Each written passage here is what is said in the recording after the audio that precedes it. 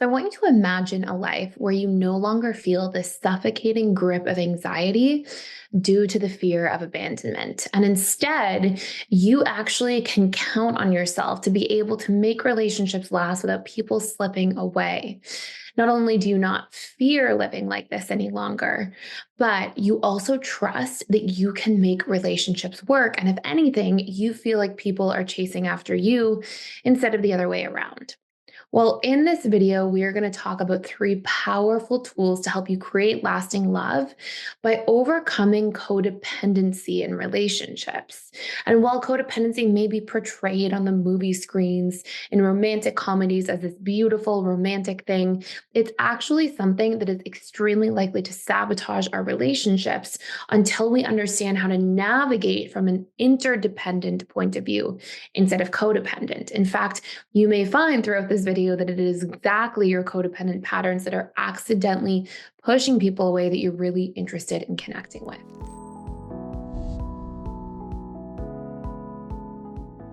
If you're new here, my name is Gibson. I'm the founder of the Personal Development School and this channel as well.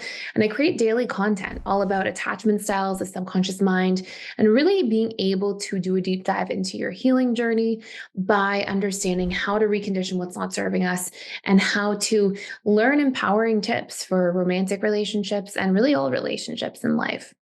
So, here are some really powerful things that you want to take a look at. If you find yourself constantly struggling with anxiety in relationships, constantly fearing abandonment, reading too far into things, if you see, for example, that somebody, doesn't text you back as often as they do on a regular basis one day, and right away your mind sort of jumps to, oh my goodness, their feelings are changing, they're pulling away, they're no longer interested. We're going to talk about how to actually shed all of these things. Here's the first really important part. When we operate from this space of codependency, we essentially at a subconscious level, these are not conscious logical thoughts, these are subconscious patterns that we naturally invest in. You'll find yourself doing things like, telling yourself, okay, I really need this person, in my life because I don't know who I am without them. Or you may find, for example, that you really latch onto people who meet specific needs over time. And those are always going to be needs that you're not meeting in your own relationship to self. In fact, within codependent patterns, we essentially have this idea that I should just meet all of your needs and you should just meet all of mine.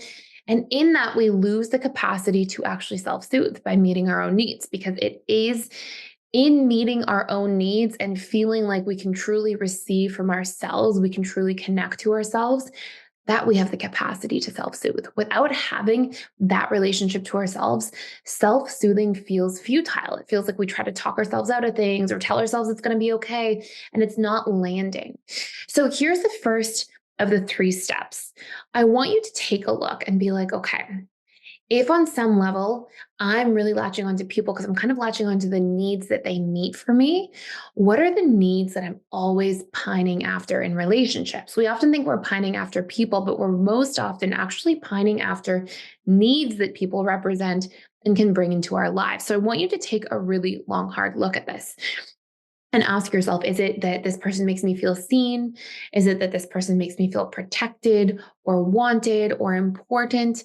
Is it that this person brings this sense of novelty into my life and that feels exciting? What are those needs that are being met through this person that you're pining after or through your history of relationships? You may see some patterns, okay? And within that, I want you to actually get good at meeting those needs in the relationship to yourself. And you have to do this through practice. At the beginning of this, you'll be like, oh, it doesn't feel like I'm really self-soothing that much, because it takes us the first quite a few days to actually build a subconscious comfort zone around this. And it's only when something feels comfortable to our own subconscious mind that we're able to receive from self. Okay, so I'll give you an example. I had a client, and we'll call this client Amy, and she was very anxious, preoccupied, and she really struggled to self-soothe. And so she was like, okay, what is it that I'm pining after in all these previous partnerships and relationships? And she found that she was really pining after feeling like special, important, wanted, acknowledged, these sorts of things. So we just started with a daily exercise. We were like, okay, you can build yourself up and boost yourself up by writing out 5 wins at the end of the day, 5 small things that you are proud of. They can be things like making it to work on time, going to the gym after work, cooking a healthy lunch. Like they can be these little things, but it's you building yourself up. It's you making yourself feel acknowledged, encouraged, important, and actually taking the time to do this. The first 7 days, she was like, I feel good about it in the moment. And it only takes me like 2 or 3 minutes to really write these things out. But I don't feel like a huge change in this behavior yet. Well, the first 7 days, you're still creating neural pathways. You're still creating through repetition and emotion, this firing and wiring of new patterns for yourself. Post day 7, once she started getting into it really takes 21 days to make subconscious programs, but you'll start to feel momentum usually around day 8, 9, 10, and it'll start to actually feel good. She came into my office the following week and she was like, hey, I'm actually feeling really good about myself. I notice this impacting my self-esteem. By day 21, she was no longer compromising her standards to try to date people or put herself out there with people who were going to build her up, but then put her down in so many other ways and not be available to her in ways that she needed because she was getting those needs met in the relationship to herself. So not only did she self-soothe better, but it allowed her to actually establish higher standards for what she was looking for and also willing to put up with in relationships, which then allowed her to, from there, pick a much better partner long term. So that's point number 1. Okay. We have to check in and be like, what are the needs that I am getting met from somebody in a relationship that I pine after? And I have to get good at meeting those needs myself. And I have to do that repetitively enough across 21 days that it becomes a subconscious program and I can actually self-receive. Number 2, we have to end this operation of covert contracts. If you are not familiar with what covert contracts are, these things will sabotage your relationship. When you can't self-soothe, it will sabotage relationships. And it's not only your fault, of course, but it can be the thing that you don't want to happen that accidentally pushes somebody away. And it sucks for anxious preoccupieds. It really hurts because they really want closeness, but then when they struggle to self-soothe, they tend to over-rely on other people. And that makes people who they're often dating that tend to lean more avoidant panic and kind of pull away. And it just becomes this painful, self-fulfilling prophecy. So point number 2 here is covert contracts. Covert contracts are this idea that we give. And then because we give, we feel like we're investing in our future receiving. In other words, you'll give thinking, oh, I did all these nice things for this person. Now they'll owe me, or now they'll want to do things back that are nice for me. But the problem is most people who are not codependent do not operate under covert contracts. Instead, they operate much more literally. They are waiting for you to say, hey, I need support. Can you please come over this weekend and help me pack, right? Like they actually need to hear specifically what you're needing. They would hope that you communicate your needs. And securely attached people, part of being securely attached isn't operating in covert contracts. It's being able to be a master at open communication so both parties can give and receive to each other in real time. And there's no expectation that, you should read between the lines and know what I need because I tried to do that for you.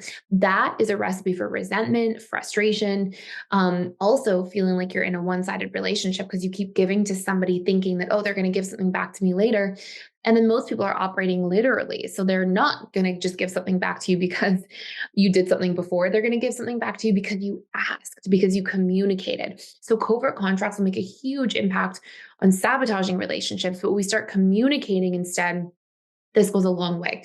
By the way, if you want to do a much deeper dive into this that will help you break these patterns even faster, you can check out fully for free Overcoming Codependency course. It's all about basically reconditioning codependency at the subconscious level. It has all these tools that are specifically designed to engage your subconscious mind, and it's fully free just for a limited time. I'll put that link down below.